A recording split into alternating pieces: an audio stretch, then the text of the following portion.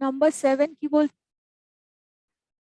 given that liquidation bring the life of a firm to an end, destroys organizational capital and is hugely damaging to employees, workmen and the industry at large, it is true that every effort must be made to sell the corporate debtor as going concern, to sell the corporate debtor as a going concern.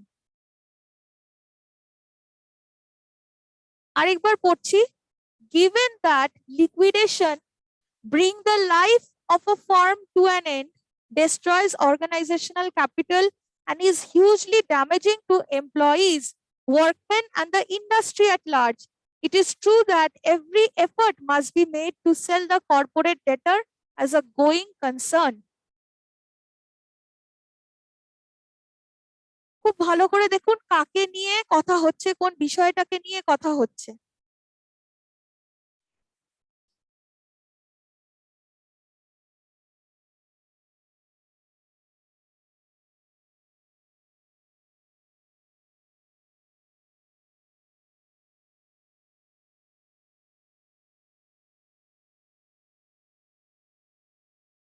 দেখুন আমি এটা বলে দিচ্ছি, এখানে কথাটা হচ্ছে liquidation কে নিয়ে, শুরুটাই হচ্ছে লিকুইডেশন দিয়ে, ঠিক আছে, যে বলা হচ্ছে যে given that liquidation bring the life of a firm to an end, এই জায়গাটাতেই ভুল আছে, যে যেহেতু আমরা এটা আমাদের সাবজেক্ট, ঠিক আছে, given that কথাটাকে যদি ছেড়েও দিই, ঠিক আছে, এইটাকে যদি ছেড়েও দিই তাহলেও কি হচ্ছে, এরকম ভাবে হচ্ছে liquidation brings the life of a firm to an end, তাই না, কেননা কথাটা হচ্ছে থার্ড পারসন সিঙ্গুলার নাম্বারকে নিয়ে। লিকুইডেশন হচ্ছে একটা প্রসেস যার দ্বারা কোনো একটা মানে কোম্পানি ডিসলভ হয়ে যায়, যেই কোম্পানিগুলো ব্যাংকক্রাফট হয়ে যায়, দেউলিয়া হয়ে যায়, তখন তাদেরকে লিকুইডেশন প্রসেসে পাঠানো হয়। কেন? যে একটা আইনি ব্যবস্থা মেনে সেইটার কিছু ফর্মালিটিস পূরণ করে কোম্পানিটাকে ফর্মালি শাটডাউন করা হবে, লিগালি শাটডাউন করা হবে, এবং তার অ্যাসেট ইত্যাদি বেচে তার মার্কেটে যেই ডেটস গুলো রয়েছে, মানে ধার দেনা রয়েছে বা পাওনাদার যারা আছে সেই কোম্পানির থেকে, তাদেরকে সেই টাকা, তার সেই কোম্পানির সেই অ্যাসেট ইত্যাদি বেচে টেচে যা টাকা আসবে সেটা দিয়ে তার যে মার্কেটে ধার দেনা আছে সেগুলোকে সব মিটিয়ে দেওয়া হবে, ঠিক আছে। সো এই পুরো ব্যাপারটাকে লিকুইডেশন বলে, মানে একটা প্রসেস আন্ডারটেক করতে হয় যার দ্বারা কোম্পানিগুলো এরকম হয়।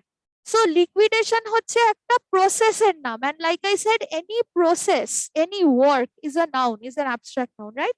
বিকজ কাজ করাটা হচ্ছে ভার্ব, কিন্তু কাজের তো একটা নাম আছে, ঠিক আছে। যেমন আমি যদি বলি দ্য কোম্পানি ওয়াজ লিকুইডেটেড, তাই না, একটা কোম্পানি দেউলিয়া হয়েছিল, সেটাকে লিকুইডেশনের মানে সেটাকে লিকুইডেট করা হলো, তাহলে ওই যে বললাম যে দ্য কোম্পানি ওয়াজ লিকুইডেটেড, তাহলে কোম্পানি যদি সাবজেক্ট হয় তার ভার্ব হচ্ছে ওয়াজ লিকুইডেটেড। একটা কোম্পানি ছিল যেটাকে লিকুইডেট করা হয়েছিল, कोई एक कंपनी था जिसको लिक्विडेट किया गया, है ना। तो मैं पास्ट फॉर्म में बोल रही हूँ कि कंपनी वाज लिक्विडेटेड, এখানে was liquidated is the verb, isn't it.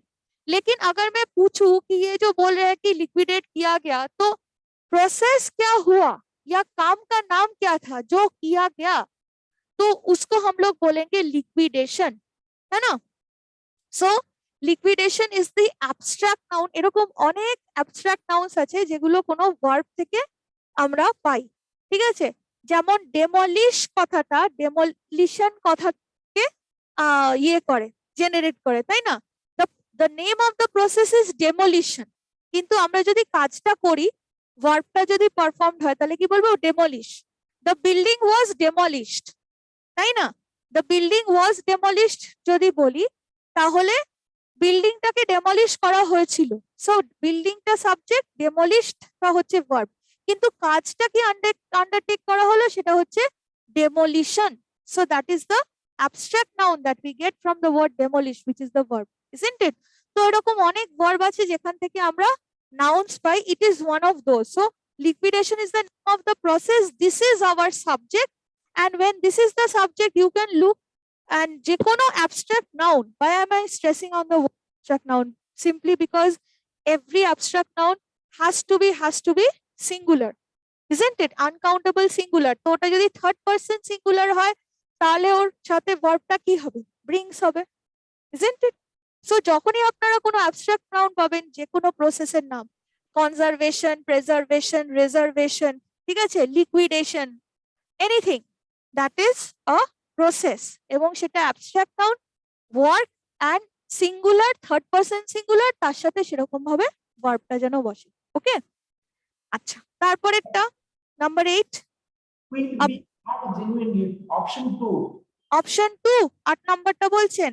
আচ্ছা, আমি একবার দেখে নি তাও কি আছে। A blanket ban on recourse through the IBC process will hurt genuinely affected lenders from recovery the debt owed to them.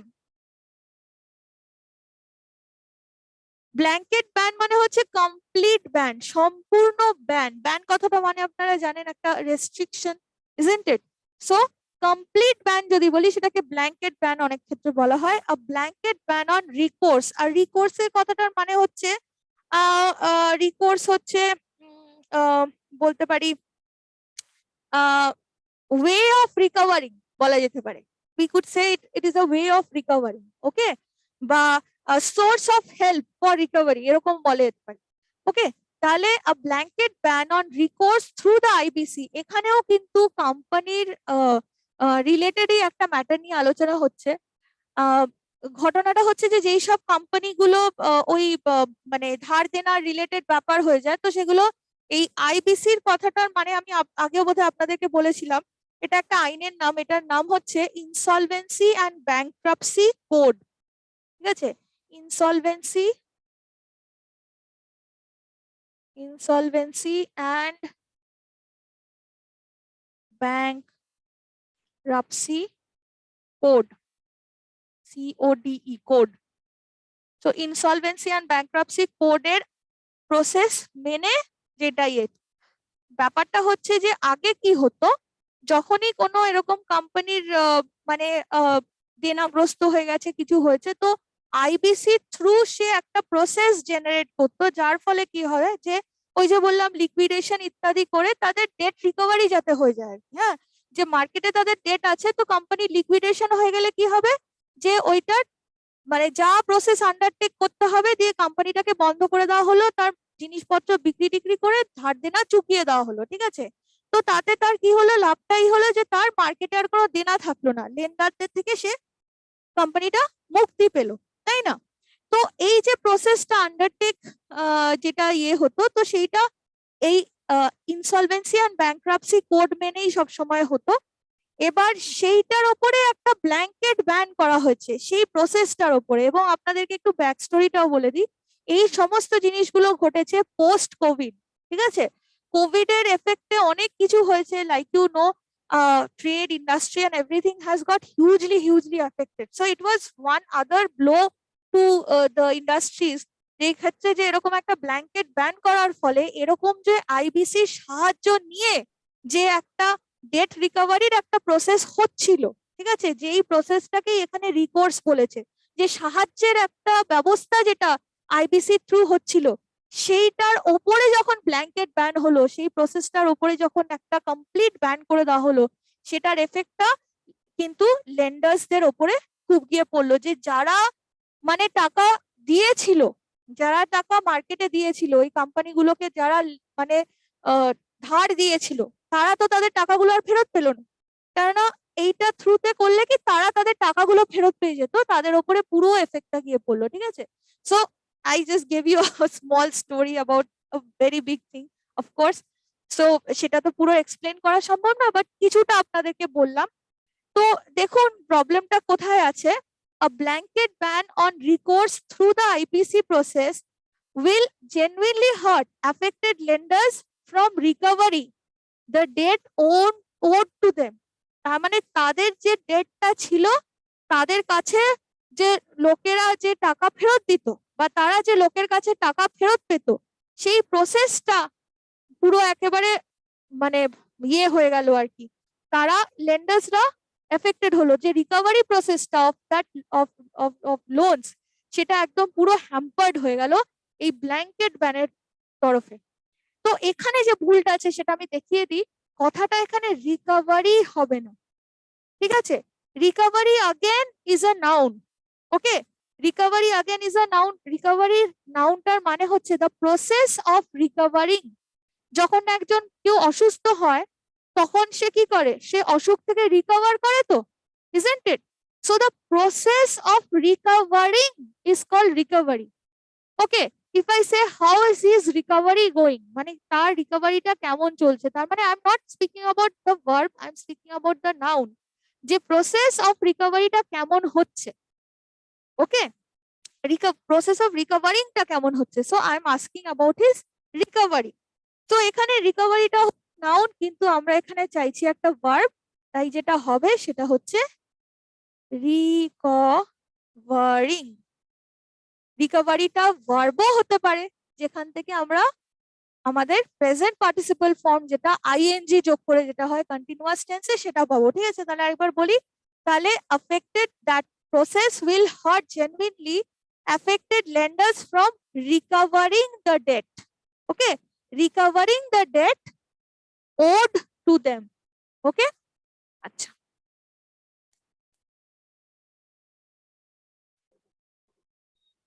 going on to the next one. Though foreign portfolio investors (FPIs) have been selling India's debt, a strong inflow into the equity segment is helping the rupee gaining ground. আচ্ছা, আরেকবার পড়ছি। Though the foreign portfolio investors (FPIs) have been selling India's debt, a strong inflow into the equity segment is helping the rupee gaining ground.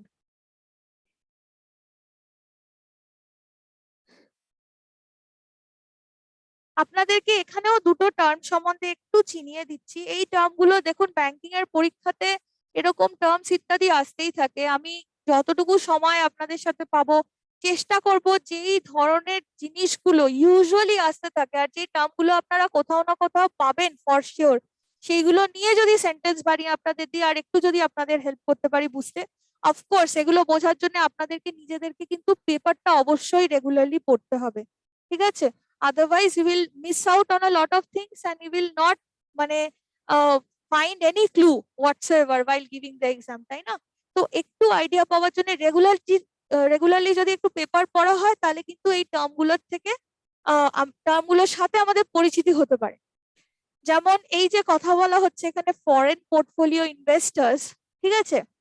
এবার এখানে India's date কে নিয়ে কথা হচ্ছে, তাই তো? এখানে দু ধরনের ফান্ডের প্রসঙ্গ আমরা পাচ্ছি। একটা এই যে ইন্ডিয়াস ডেট বলছে, এইটা বেসিক্যালি কথা বলছে ডেট ফান্ডের। ফান্ড দু ধরনের হয়, একটা হচ্ছে ডেট ফান্ড আর আরেকটা হচ্ছে ইকুইটি ফান্ড। এখানে ইকুইটি কথাটারও মেনশন আছে, এটাও বলে দিই। দু ধরনের ফান্ডিং হয়, একটা হচ্ছে ডেট ফান্ডিং, একটা হচ্ছে ইকুইটি ফান্ডিং, ঠিক আছে? যখন ডেট ফান্ডিং হয় কি হয়, দেখবেন কোম্পানিজ বিভিন্ন গভর্নমেন্ট আন্ডারটেকিং বা কিছু গভর্নমেন্ট যেগুলো অর্গানাইজেশন আছে তারা নিজেদের বন্ডস মার্কেটে ছাড়ে, তাই না? এই যে লোকেরা বন্ডস কেনে না, ঠিক আছে? সাপোজ কারোর কাছে টাকা আছে, সে বললো যে আমি একটা বন্ড কিনছি, ঠিক আছে? কোনো পাওয়ার গ্রিড কর্পোরেশন বা অমুক একটা রোড ডেভেলপ কর্পোরেশন, এরকম অনেক কিছু থাকে, সেই তারা নিজেদের বন্ডস মার্কেটে বিক্রি করে। So what happens is that public সেগুলো কেনে, এবং কেনার ফলে কি হয় যে আপনি কি করছেন, আপনি ওই কোম্পানিটার একটা বন্ড যখন কিনছেন তো কোম্পানিকে আপনি টাকা দিচ্ছেন আর কোম্পানি ইন্টার্ন আপনাকে একটা বন্ড দিচ্ছে। এই লেনদেনটার অর্থ কি, কেন এটা হচ্ছে, যে আপনি সাপোজ এত টাকার একটা বন্ড কিনে রাখলেন, এবার কোম্পানি যেরকম ভাবে পারফর্ম করবে, আপনি ওই টাকাটা তো কোম্পানিকে ধার দিচ্ছেন, তাই না? পার্মানেন্টলি তো গিফট করে দিচ্ছেন না কোম্পানিকে, তাই না? তো কোম্পানিটাকে যখন আপনি টাকাটা ধার দিচ্ছেন, কয়েক বছর পরে যখন আপনার ওই টাইমটা ম্যাচিওর্ড হবে ওই বন্ডটা ফেরত পাওয়ার, তখন তার সাথে আপনি কিছু ইন্টারেস্টও পাবেন। সেই কারণেই কিন্তু আপনি কোম্পানিকে সেই টাকাটা ধার দিচ্ছেন, ঠিক আছে? কোম্পানি যখন আপনার থেকে টাকাটা নিল, আপনাকে একটা বন্ড দিল, সেরকম আরো অনেককে দিয়েছে, তো একসাথে সে মার্কেট থেকে টাকা তুলছে, রাইট? এবং সেটা নিজেদের কাজে লাগাচ্ছে। এবার আলটিমেটলি তারা সেখান থেকে রিটার্ন যাই পাক না পাক, তাদের লাভ হোক ক্ষতি হোক হোয়াট এভার হোক, যাদেরকে সে বন্ড গুলো দিয়েছে এবং তার এগেনস্টে টাকা নিয়েছে তাদেরকে তো একটা টাইমের পরে সেই টাকাটা ফেরত দিতে হবে, তাই না? So it is a kind of loan that you are giving to the, isn't it? So company কিন্তু অ্যাবসলিউটলি বাধ্য, আপনাকে যদি 5 বছরের হয় বা 10 বছরের সেই টার্মটা থাকে, তাহলে 10 বছর বা 5 বছর পরে আপনাকে সেই বন্ডের ভ্যালুর সাথে, সাপোজ 1 লাখ টাকা দিয়ে আপনি যদি একটা বন্ড কিনে থাকেন, তার সাথে ইন্টারেস্ট এত রেটে যেটা হবে সেটা আপনাকে ফেরত দেবে। তাহলে আপনি কি করছেন? আপনি কোম্পানিকে টাকা ধার দিচ্ছেন, isn't it? এবং কোম্পানি সেটা ফেরত দিতে বাধ্য। তো কোম্পানির কাছে কি হলো, এই টাকাটা কিন্তু একটা liability which it is supposed to return back to that person few years later, isn't it? এই ধরনের ফান্ডিং কে বলা হয় debt funding. Okay, and what is equity funding? Equity funding is something which is like buying shares. Okay, you all know people buy shares of the company. When you buy a share of the company, you are equally into the game. If the company suffers a loss, you suffer a loss. If the company has a gain, you are the gainer too. So ওখানে কিন্তু কোম্পানির মুনাফা আর আপনার মুনাফা একদম same same. ওকে, তাহলে ওই ধরনের ফান্ডিংটাকে বলা হয় ইকুইটি ফান্ডিং, আর এই বন্ড জাতীয় জিনিসগুলোকে বলা হয় ডেট ফান্ডিং। ওকে, এবার এখানে যে ইন্ডিয়াস ডেট বলা হচ্ছে এন্ড সেলিং ইন্ডিয়াস ডেট, তাহলে সেটা কিন্তু এই বন্ডস এর কথাই বলছে, রাইট? তাহলে এবার গল্পটা একটু আসা যাক। দো দ্য ফরেন পোর্টফোলিও ইনভেস্টার্স, এটাতে আর ঢুকলাম না, বললে অনেক কিছু বলতে হবে। It is your homework, please find out who are FPIs or what are FPIs basically. Okay, so India's foreign portfolio investors have been selling India's debt. A strong inflow into the equity segment is helping the rupee gain ground. যে though the foreign portfolio investors have been selling India's debt, যে যদিও এই FPIs গুলো কি করছে, ইন্ডিয়ার এই date গুলো বেচছে, ঠিক আছে, এবং তার থেকে কি হচ্ছে, টাকা আসছে, তাই না? ডেট বেচছে মানে বন্ডস বেচছে, সেটার এগেনস্টে তারা টাকা তুলছে, তাই না? A strong inflow into the equity segment, a strong inflow into the equity segment মানে হচ্ছে শেয়ার কেনা হচ্ছে, তাই না? তার মানে শেয়ার বেচে যেই টাকাটা আসছে সেটা হচ্ছে ইকুইটি সেগমেন্ট থেকে যেই ফ্লোটা আসছে, যে ইনফ্লোটা আসছে। ওকে, a strong inflow into the equity segment is helping the rupee gaining ground, তার মানে রুপি গেনিং গ্রাউন্ড। ঘটনাটা কিন্তু এখানে আমি বলেই দিচ্ছি, এত কিছু যখন বললাম, কথাটা অ্যাকচুয়ালি গেনিং গ্রাউন্ড হবে না, কথাটা হবে গেন গ্রাউন্ড। এবং গেন গ্রাউন্ডের মানে হচ্ছে মেক প্রোগ্রেস। তার মানে এই যে কি হয়, কারেন্সির ভ্যালু বাড়ে কমে, তো এই যে ডলারের ভ্যালু চড়ছে নামছে, সেটা আমাদের কারেন্সির হয়। উই অনলি হিয়ার ডলারের ভ্যালু কত, ডলারের ভ্যালু কত, রুপিরও তো ভ্যালু আছে, ইজন্ট ইট? তো রুপির যে ভ্যালুটা আছে, সেটা যে প্রোগ্রেসটা হচ্ছে, সেটা যে শুধু ওই ডেট ফান্ডিং থেকে হচ্ছে তা না, একটা strong flow of equity funding আছে, যেটা কোম্পানির শেয়ার বেচে বেচে হচ্ছে, সেইটার ফলে কিন্তু আলটিমেটলি রুপির একটা স্টেবিলিটি আসছে। ঠিক আছে, দেখবেন যখন শেয়ার মার্কেটের অবস্থা খুব খারাপ থাকে তখন রুপির ভ্যালু পড়ে যায়। This is the logic why it happens. Okay, there are other things to, আমি খুব শর্টে বললাম আপনাদেরকে, রাইট? সো কথাটা হচ্ছে gain ground. And what is the meaning of gain ground? Gain ground মানে হচ্ছে মেক প্রগ্রেস। ওকে, এই কথাটা আপনারা যখনই শুনবেন, গেনিং গ্রাউন্ড বলে কিছু হয় না, you say gain ground. Alright, okay.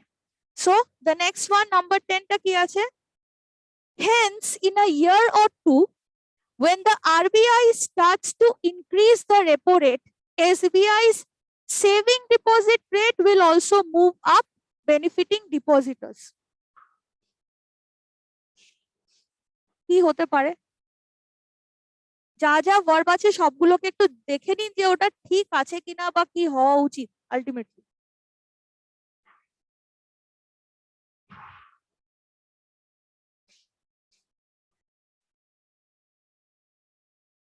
Hence in a year or two, when the RBI starts to increase the repo rate, এই টার্ম গুলো সম্বন্ধে আপনারা একটু পরিচিত হবেন। হ্যাঁ আসানসোল বলুন, উত্তরটা নেবো আগে। moving up, will also move না, আমরা also moving up বলবো না, SBI's saving deposit rate will move up, will move up.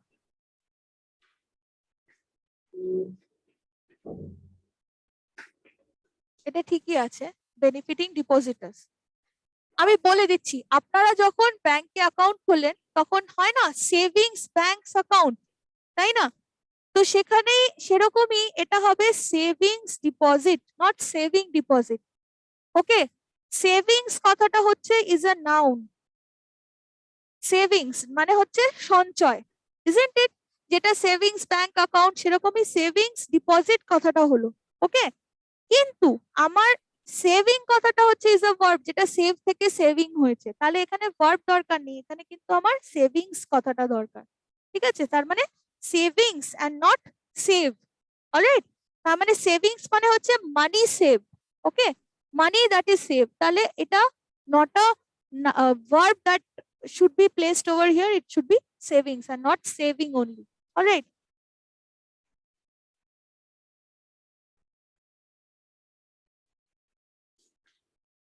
next one, এটা কিন্তু খুব সোজা। এরকম দুটো সেন্টেন্স আছে, আমি আগেই বলে দিচ্ছি, বাট এই যে বড় বড় ওয়ার্ড গুলো থাকে ভালো করে দেখবেন সেটা কাকে নিয়ে কথা হচ্ছে, which is the subject or who is the subject, and then decide যে verb তার সাথে ঠিক আছে কিনা। The Central Board of Direct Taxes have issued a circular clarifying that the provisions relating to place of effective management (POEM) will apply to companies with over 500 crore turnover.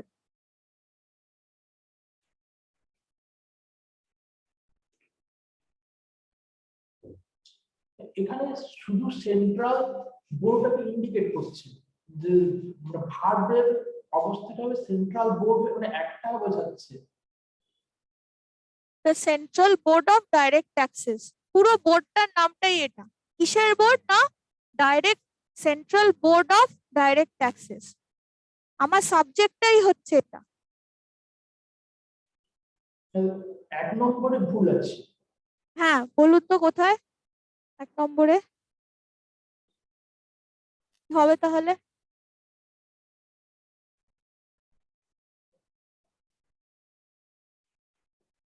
has been issued. Very good, absolutely correct. Has been, has issued, has been হবে না, has issued হবে, কেননা এটা কি, এটা আমার subject, this is the subject, and this is what, this subject is third person singular number।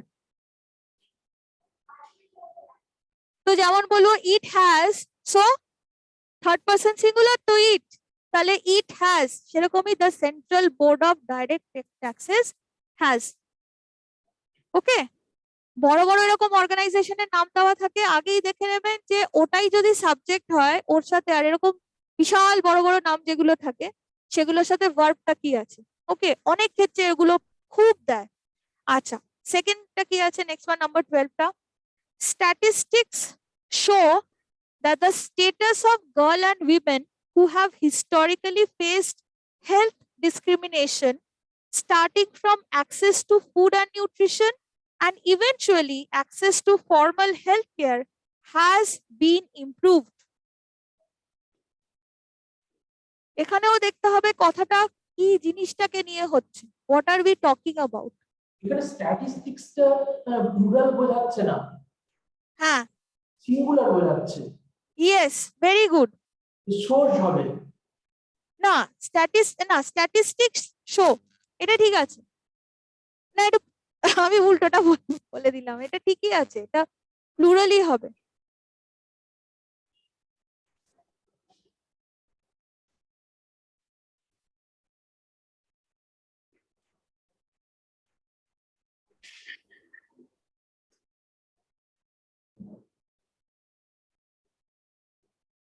গন্ডগোলটা এখানে আছে, আমি বলে দিচ্ছি, তারপরে দেখুন তো কেউ পাচ্ছেন কিনা। এই হ্যাজ বিন ইমপ্রুভড এ গন্ডগোল আছে, কি হবে?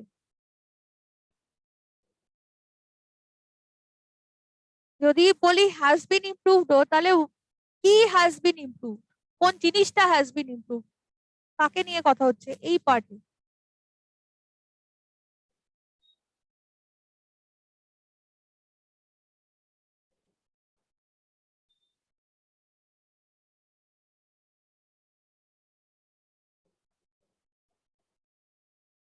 দেখুন কথাটা এখানে হচ্ছে স্টেটাস অফ আ গার্ল, মানে আমি যদি বলি ইমপ্রুভ, তাহলে হোয়াট ইমপ্রুভ, তাহলে একদম শুরুতে যদি চলে যাই তাহলে কি ইমপ্রুভ করেছে, কার ডিটোরিয়েশন নিয়ে কথা হচ্ছিল বা ডিসক্রিমিনেশন নিয়ে কথা হচ্ছিল, status of girl and women, ঠিক আছে, status of girl and women, তাহলে দ্য স্টেটাস অফ যদি বলি, হ্যাঁ, girl and women who have historically, এখানে আবার গার্ল অ্যান্ড ওমেন তারা আবার কি ফেস করেছে, who have historically faced health discrimination starting from access to food nutrition blah blah blah, আর যা বলে দিল, তো সেটা এরা ফেস করেছে, নিনারা, গার্ল অ্যান্ড উইমেন, তাই না?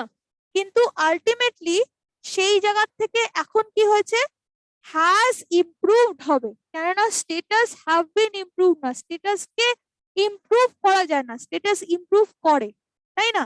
কিছু জিনিস এমন হয় যেটাকে করতে হয়, যেই জিনিসটা উপরে কিছু কাজ করতে হয়, আর কিছু জিনিস এমন হয় যে নিজে নিজে কোনো কাজ করে, তাহলে এখানে আমরা এটা বলবো না the status have been improve, কেননা কারোর স্টেটাসকে কেউ ইমপ্রুভ করতে পারে না, স্টেটাস যদি ইমপ্রুভ করতে হয় তাহলে নিজে নিজে ইমপ্রুভ করে, তাহলে what has improved, the status of girl and women has been improved না, তাহলে